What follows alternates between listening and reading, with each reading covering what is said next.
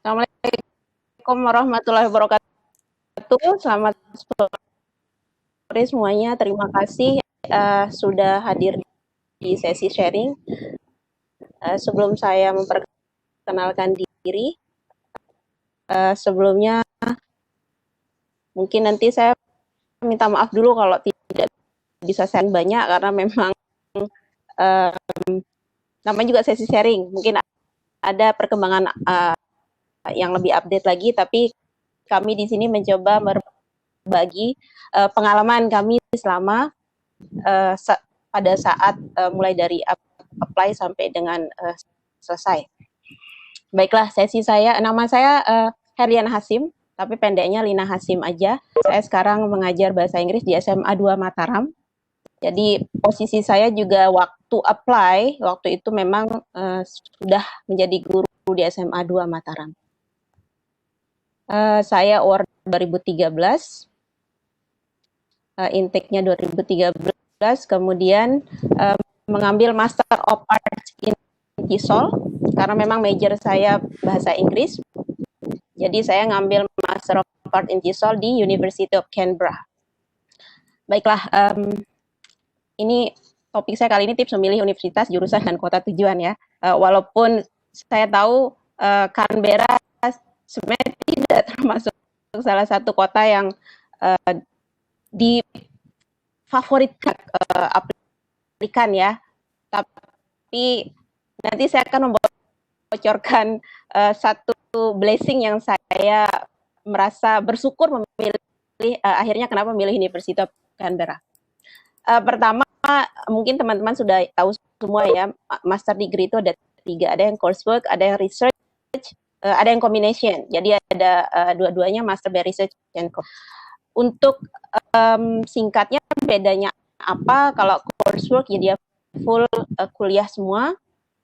Kalau research ada sedikit ada beberapa hanya 2 mata kuliah kalau tidak salah, sisanya teman-teman menyelesaikan research.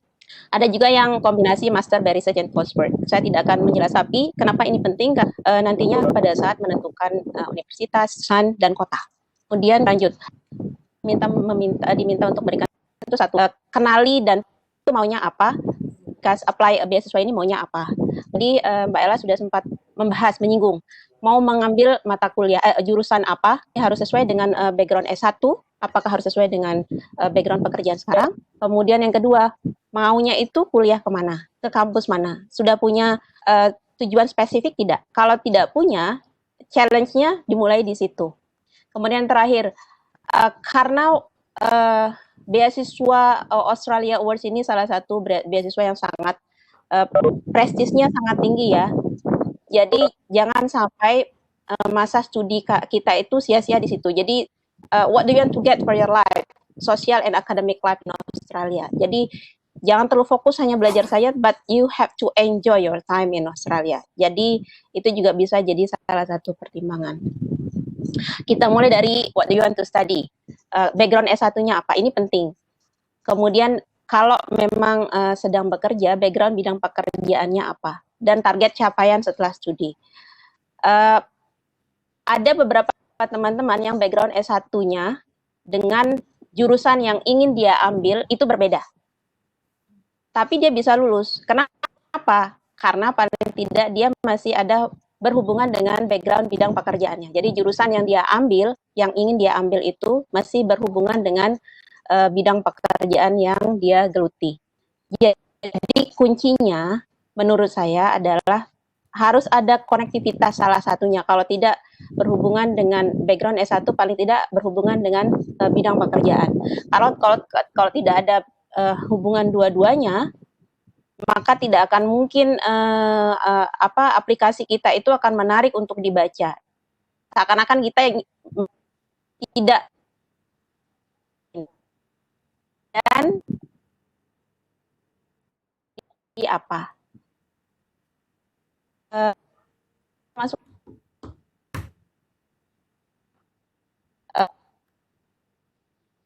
dengan background S1, kemudian bidang itu target capaiannya apa setelah beasiswa, setelah kita selesai studi. dengan beasiswa itu. Karena pemerintah Australia memberikan kita beasiswa tentunya ingin mendapatkan hasil yang lebih baik dari yang sebelumnya. Bagaimana memilih jurusan? Satu tadi kuncinya, sesuaikan dengan background S1. Ada yang mirip-mirip memang, ada yang sebenarnya mata kuliah yang ditawarkan sama, hanya nama program studinya saja yang berbeda. Contohnya kalau saya di bidang bahasa Inggris itu ada Master of Art in TESOL, ada juga yang Applied Linguistic, padahal dia basicnya hampir sama, jadi mata kuliah itu hampir sama. Nah, disinilah pentingnya teman-teman browsing. Jadi jangan hanya terpaku pada beberapa informasi yang sifatnya sangat sedikit. Jadi pergunakan sumber sebanyak mungkin ya, bisa browsing, bisa nanya-nanya teman, bisa juga tanya ke alumni yang sebelumnya kalau memang dirasa ini jurusan ini menarik, sesuai tidak dengan background S1. Kalau bisa lihat browsing sampai keluarkan. Karena penting ada keterkaitan antara bidang studi pada saat S1 dengan jurusan yang akan diambil nanti pada saat S2.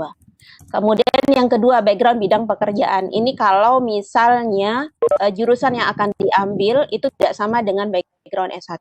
Di sini pentingnya teman-teman mencari jurusan yang memang mendukung untuk itu. Karena pasti akan ada keterkaitan dengan isian di aplikasi.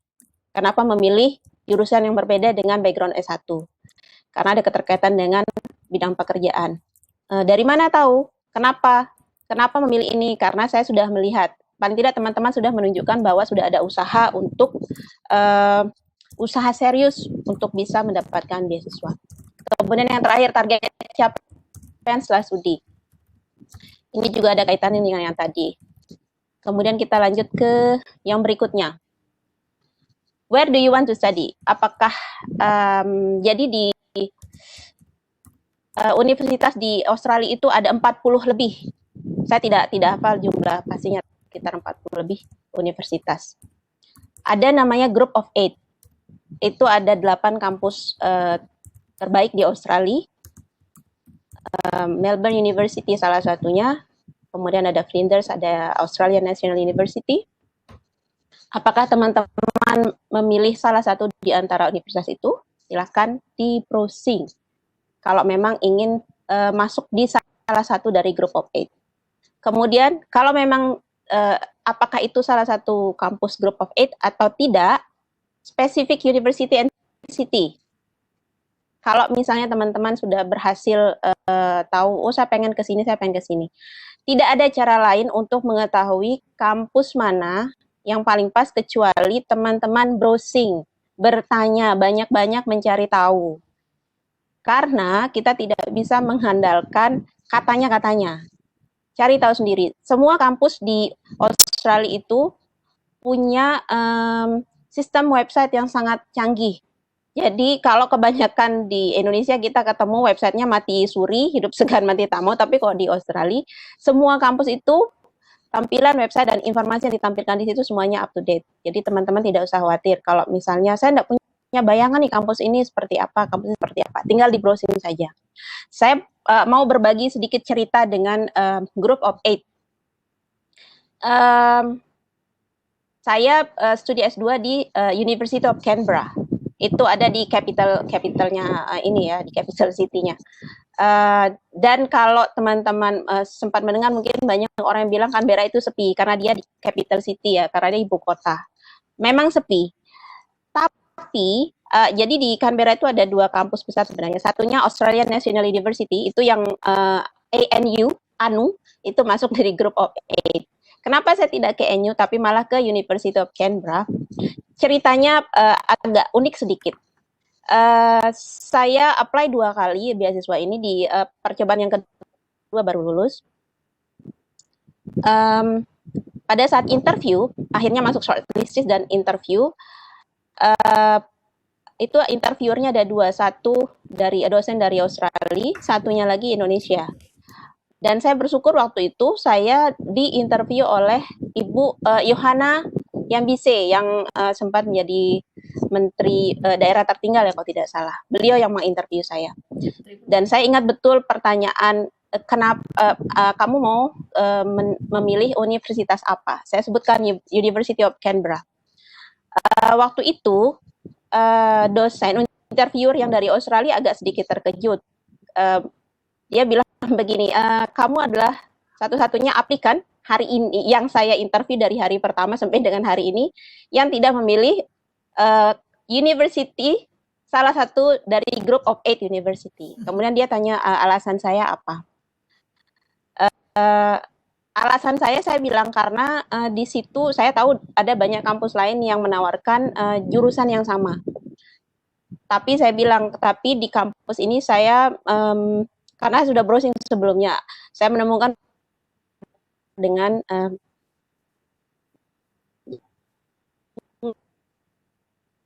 ilmu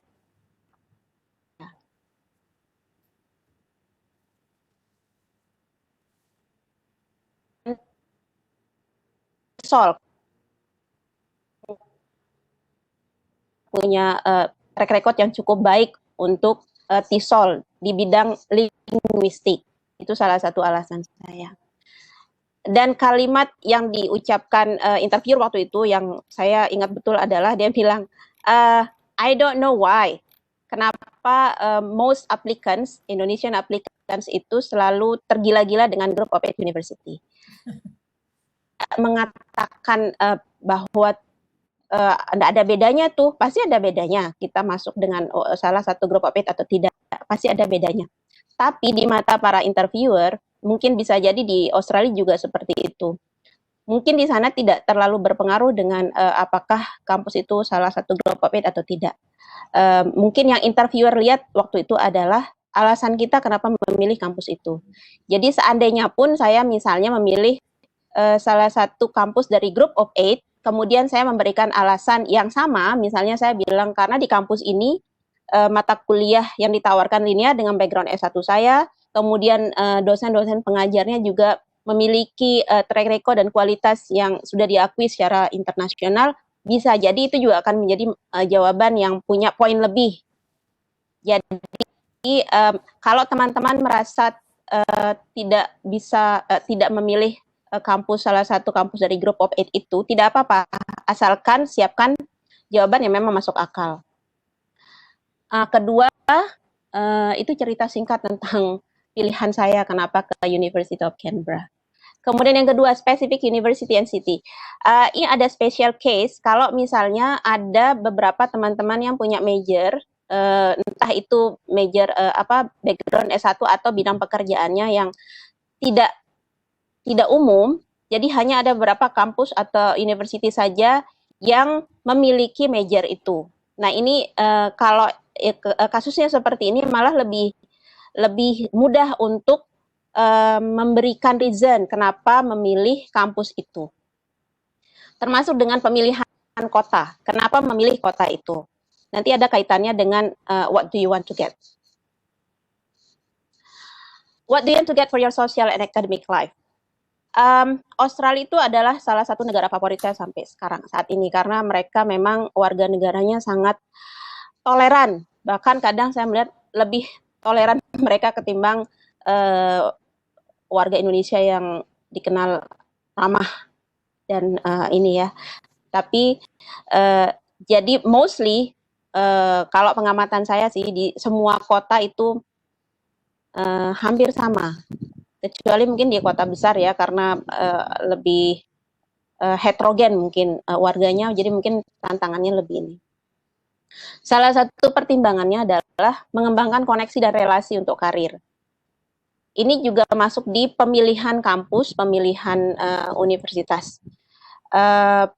Teman-teman bisa browsing nanti di situ kampus itu menawarkan apa saja untuk international student di major itu. Karena mereka biasanya punya banyak program pengembangan ini ya, pengembangan diri untuk mahasiswa. Di sana teman-teman bisa lihat. Dan mostly itu ada di Group of 8 universities karena mereka biasanya sudah punya koneksi dan relasi yang lebih luas. Sangat penting untuk dipertimbangkan pengembangan koneksi dan relasi untuk karir. Karena semua alumni AAS itu nanti walaupun titelnya sudah alumni, dia akan tetap punya kesempatan lebih ditawarkan dari pemerintah Australia. Nanti begitu sudah alumni akan ada banyak kesempatan untuk berbagi pengembangan diri. Kemudian kedua, mengeksplor kehidupan as a foreign student. Nah, ini penting. Kalau kita memilih kota ini, seberapa maksimal, seberapa banyak kita bisa explore sebagai foreign student. Karena kita pasti pengen lihat, pengen memanfaatkan waktu sebaik mungkin ketika kita ada di luar negeri. Apa yang bisa kita nikmati dari kota itu? Melbourne itu kota yang sangat indah. Saya tuh liburan ke Melbourne ya. Dari Canberra ke Melbourne itu saya naik train kemudian naik bus, naik train. Itu sekitar 6 jam. Kalau naik pesawat juga boleh, dan Melbourne itu kota yang sangat indah. Jadi penting, kenapa akhirnya itu jadi pertimbangan, apalagi kalau itu mau teman-teman statusnya single atau ini ya, atau berkeluarga, itu penting karena tidak bisa dipungkiri bahwa nanti di tengah-tengah masa studi itu akan ada kejenuhan. Jadi teman-teman bisa explore entah itu tempat wisatanya kah, atau kampusnya, atau perpustakaannya, banyak tempat. Kemudian ini yang terakhir yang tadi saya bilang, peluang mengikuti program-program pengembangan diri. Jangan penting untuk menjadi pertimbangan teman-teman. Tidak semua kampus, walaupun dia majornya sama, major yang ditawarkan sama, itu akan menawarkan program-program yang sama. Karena di semua kampus yang ada di Australia itu mereka memang berlomba-lomba untuk terus meningkatkan kualitas kampus masing-masing. Salah satu caranya adalah mereka menyediakan program-program pengembangan diri untuk mahasiswa. Terlebih lagi untuk international student. Jadi itu kita taunya dari mana? Ya dengan browsing. Kalau agak susah dengan browsing, bisa tanya-tanya alumni dari kampus tersebut sebelumnya. Ini satu poin yang tadi saya lupakan untuk saat lupa mulai IELTS.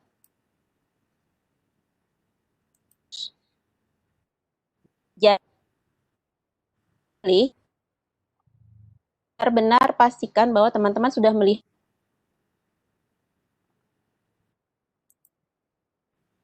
atau di kampus itu.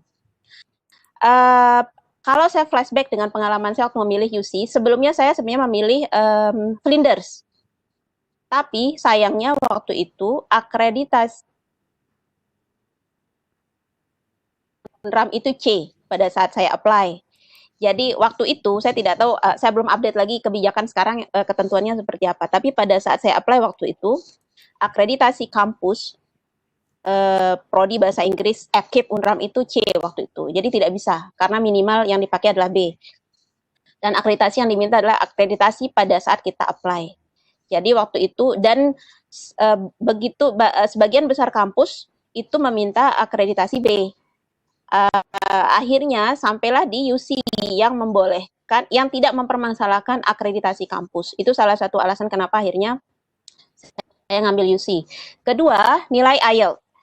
Nilai standar IELTS yang diminta rata-rata 6,5 untuk writing khususnya ya.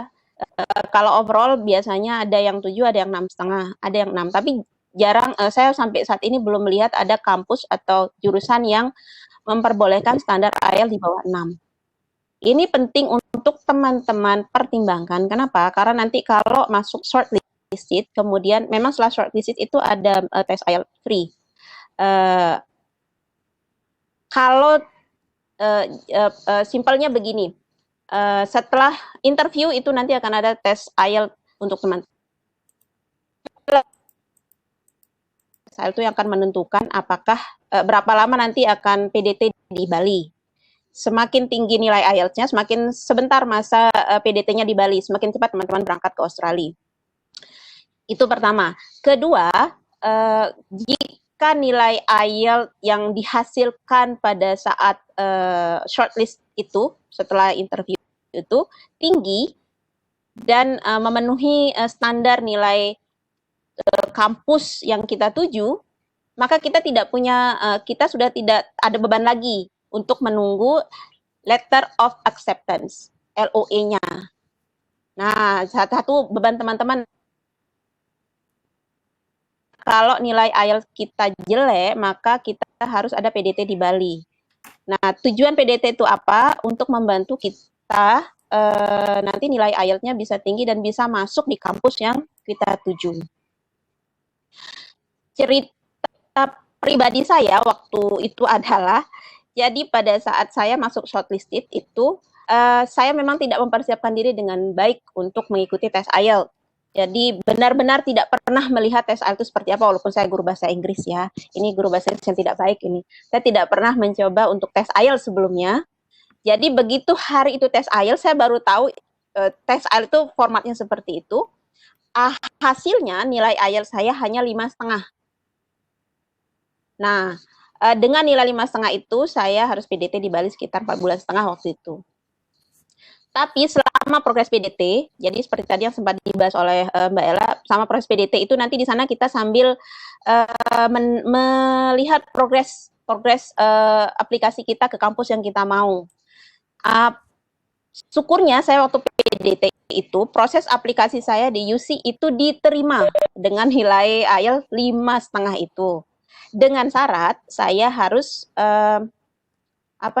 saya harus mengikuti jadi mereka punya satu program namanya. Ini saya jump ke ini yang terakhir ya. Jadi mereka mau menerima saya 5,5 dengan nilai 5,5 dengan syarat saya harus mengambil satu semester itu namanya Graduate Certificate for Academic Writing. Akhirnya setelah berkonsultasi dengan pihak KKS, saya diperbolehkan. Jadi saya tetap ikut saya akhirnya sudah menerima LOE dari UC. Jadi selama PDT 4,5 bulan itu sebenarnya posisi saya sudah aman karena saya sudah diterima di kampus itu.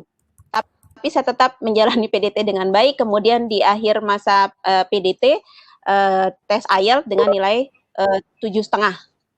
Tapi saya tetap mengambil pilihan pertama. Waktu itu ditanya apakah dengan nilai IELTS terbaru atau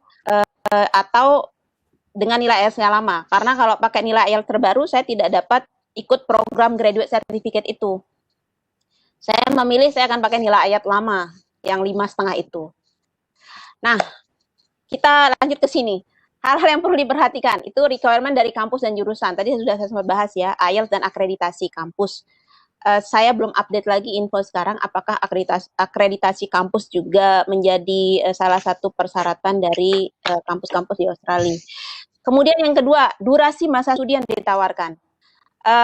Inilah pentingnya teman-teman browsing ya untuk mencari kampus yang menawarkan program studi yang sama, karena tidak semua kampus itu masa studinya sama. Ada yang 1 tahun, ada yang 1,5 tahun, ada yang 2 tahun. Saya sendiri kemarin dapat 1,5 tahun karena yang Flinders 2 tahun tapi karena akreditasi tidak masuk. Kalau ada yang 2 tahun, kenapa kita mesti ngambil yang 1,5 tahun ya kan? Kita ambillah yang ambil the most of it. Kemudian yang terakhir, mata kuliah yang disediakan. Kalau ada mata kuliah yang teman-teman rasa kampusnya bagus nih, tapi mata kuliahnya kok agak terlalu jauh ya dari background S1, mungkin itu bisa jadi pertimbangan juga. Kemudian apalagi? Ini tips yang untuk kota tujuan. Kalau ada yang bawa keluarga, mungkin kebutuhan keluarga dan pribadi ya, sekolah untuk anak, lingkungan yang kondusif, entertainment ini sangat penting. Karena saya bukan tipe orang yang senang, saya senang traveling, tapi tidak, maksudnya senang traveling kalau ada kesempatan. Makanya saya akhirnya jalan-jalan ke Melbourne dari UC. Kebutuhan karena kalau bawa anak dan bawa anak itu beda dengan kebutuhan kalau teman-teman masih sendiri ya. Don't worry untuk yang bawa anak, sekolah untuk anak itu free di situ. Dan semua sekolah di Australia itu standarnya sama. Jadi kecuali sekolah swasta. Kalau sekolah swasta kita tidak bisa masuk situ. Kalau sekolah pemerintah semuanya free. Kedua, biaya hidup. Ini khusus untuk yang membawa keluarga. Kalau membawa keluarga, biaya hidup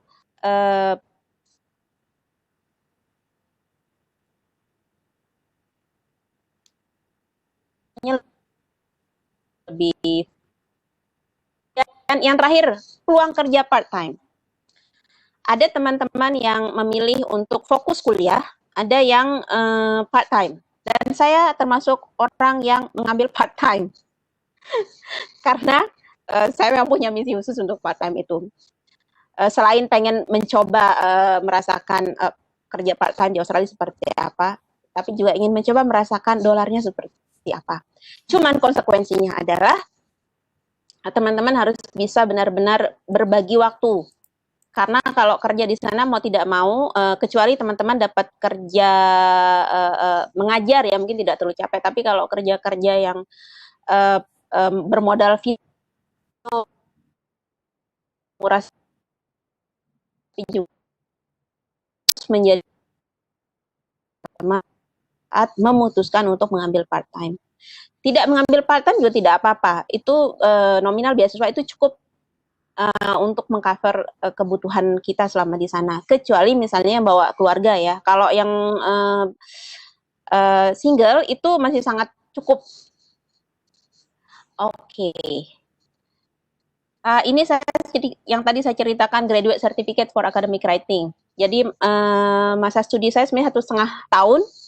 Kemudian UC waktu itu menawarkan saya diterima dengan syarat saya mengambil Graduate Certificate for Academic Writing. Jadi 1 semester khusus hanya untuk memperdalam kemampuan academic writing. Karena academic writing adalah modal utama kita ketika kita kuliah di Australia. Kita bukan native speaker ya teman-teman, jadi kemampuan bahasa Inggris kita sebagus apapun tidak akan pernah sama dengan native speaker. Kita masih harus berjuang untuk mencari ini kata ini bahasa Inggrisnya apa ya, sementara mereka tinggal tulis aja. Selain itu kita juga harus berjuang untuk bikin tulisan ini terlihat akademik, karena bukan kayak orang nulis status di Facebook ya. Durasi graduate certificate 6 bulan atau 1 semester, tapi karena saya international student, saya diwajibkan mengambil 4 mata kuliah waktu itu. Jadi 2 mata kuliah di graduate certificate, 2-nya lagi dari major saya di TESOL. Dan graduate certificate ini saya dapat ada gelar khususnya, ada ijazahnya, dan ada wisudanya. Jadi saya wisuda 2 kali waktu di situ ya. Cuman saya tidak pakai gelarnya karena malu saya, kepanjangan gelar itu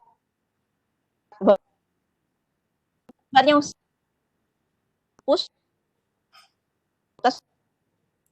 maka kampus ini hanya